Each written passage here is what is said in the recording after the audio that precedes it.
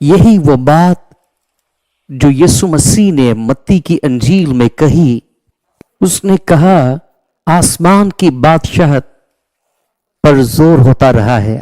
आपको समझने की जरूरत, जोर आजमाई से मुराद इंतजार करना नहीं और ना इंतजार करवाना है।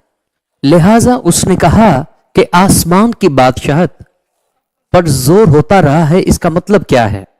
इसका मतलब है कि आसमान की बादशाहत में जोरावरों की जरूरत है। और जंगजू जान जाता है कि वहां क्या छुपा हुआ है। और एक जंगजू जानता है कि वो कैसे अपनी बरकत आग और रूह के जोर से छीन सकता है। और जो बरकतें आपके लिए हैं, जब तक आप जंगजू और फुर्तीले नहीं होंगे, आप हासिल नहीं कर पाएंगे। क्योंकि ये आपकी ख्वाहिश के ऊपर है, ना कि उसकी मर्जी के ऊपर।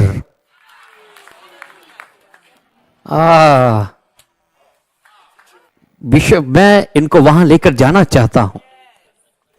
खुदा की बादशाहत जोरावर लोगों के लिए है, और जो जंगजू हैं वो जोर से बरकतें छीन लेते हैं। इसका क्या मतलब है? अगर खुदा ने इस बेटी से 1 बिलियन का वादा किया, सो 1 बिलियन इस बेटी के लिए बादशाहत में पड़ा है।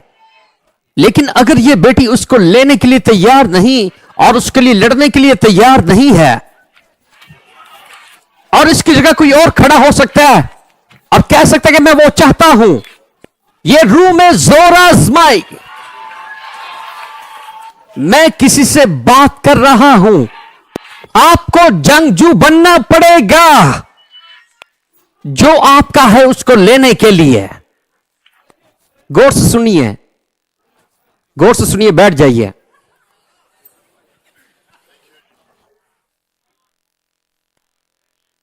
खुदावन के रूह में सुने, कोई भी ऐसी बरकत नहीं जिस पर नाम लिखा हुआ है। मैं बाइबल से यह साबित कर सकता हूं, ऐसा कोई तसव्वुर नहीं, ऐसा कोई तसव्वुर नहीं।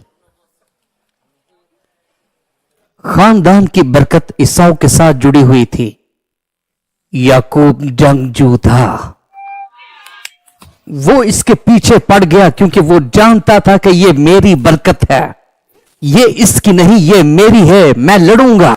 मेरे भाई को खाना बहुत पसंद है, वो बेहतरीन दाल बना रहा था।